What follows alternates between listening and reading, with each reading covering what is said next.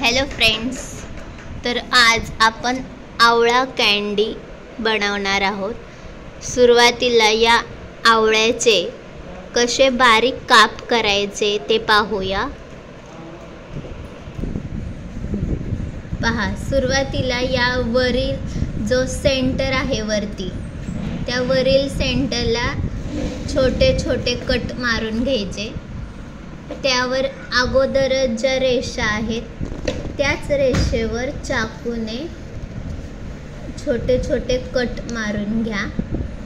त्यानंतर खाली परत दुसऱ्या बाजूला सेंटर आहे, त्या सेंटरला पण असे छोटे छोटे कट चाकूने करून घ्या लाईनवर। आता पूर्ण कट, दोन्ही सेंटरचे कट पूर्णपणे कापून घ्या।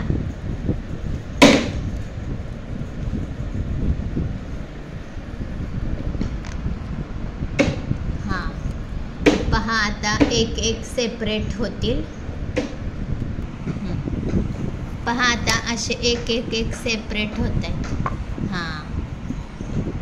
सुरुवातीला वरती छोटे कट करून घेतले आपण दोन्ही बाजूला, आणि त्यानंतर संपूर्ण कट मारले की असे लगेच याचे काप पडत आहेत आणि हे आवळा कँडी सारखे तुकडे निघत आहेत। अशा प्रकारे पहा, आम्ही इतके हे कट करून सोलले आहेत आवळे।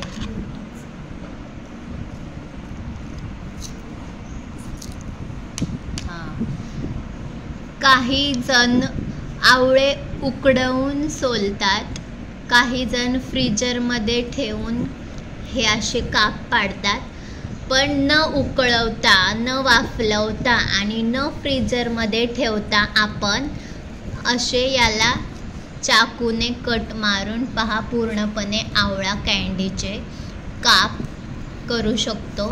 आणि त्यानंतर आपण हे काप शिजवून घेऊ शकतो।